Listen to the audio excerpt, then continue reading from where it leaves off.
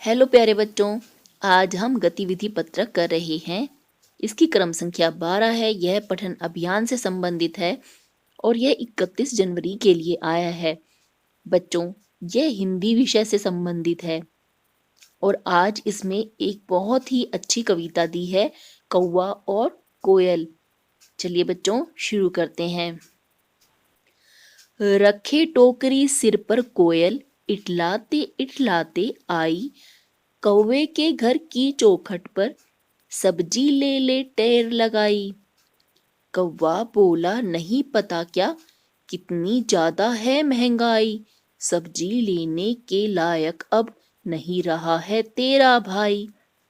ऐसा कहकर कौवे जी ने आसमान में दौड़ लगाई, फिर नीचे आकर मुन्ना की रोटी झपटी छीनी खाई। कौवे की हरकत को दुनिया वालों ने समझा चतुराई, छीन छीन कर खाने में ही लोग समझने लगे भलाई। पर चिड़ियों ने चुग चुग दाना जीवन की सच्चाई बताई, कड़े परिश्रम की रोटी ही होती है सबसे सुखदाई।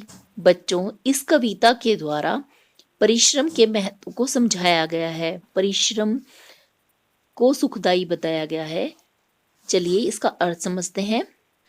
टोकरी रखकर कोयल कौवे के घर आती है और कहती है सब्जी ले लो। कौवा बोलता है तुझे नहीं पता क्या, कितनी महंगाई है, अब यह तेरा भाई सब्जी नहीं ले सकता। ऐसा कहकर कौवा कौवा आसमान में उड़ गया। उसने देखा नीचे कोई मुन्ना रोटी खा रहा था। उसने उसकी रोटी झपट ली और छीन कर खा ली।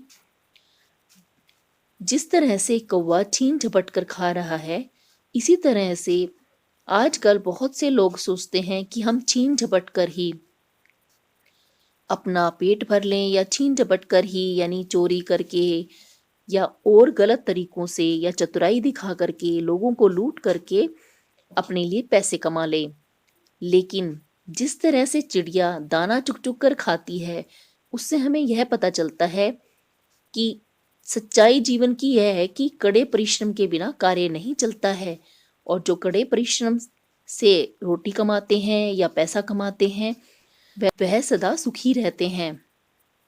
बच्चों, आपको यह कहानी कैसी लगी? मुझे तो बहुत अच्छी लगी।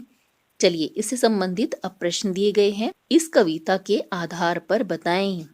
इस कविता में जिन शब्दों के अर्थ और उच्चारण में आपको कठिनाई हुई है, उन शब्दों की सूची बनाएं तथा अपने शिक्षक या शिक्षिका या परिवार के सदस्यों से उनके अर्थ और उच्चारण पूछकर उनका अभ्यास करें।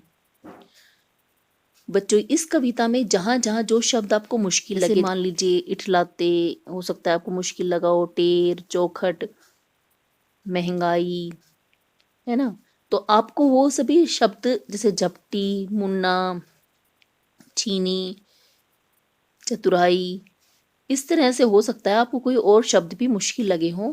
उन सभी शब्दों को आपको छांटकर अपनी कॉपी में लिखना है और उनकी मात्राओं की प्रैक्टिस करनी है और किसी की मदद से उनके अर्थ और उच्चारण को पूछ कर उसका अभ्यास करना है।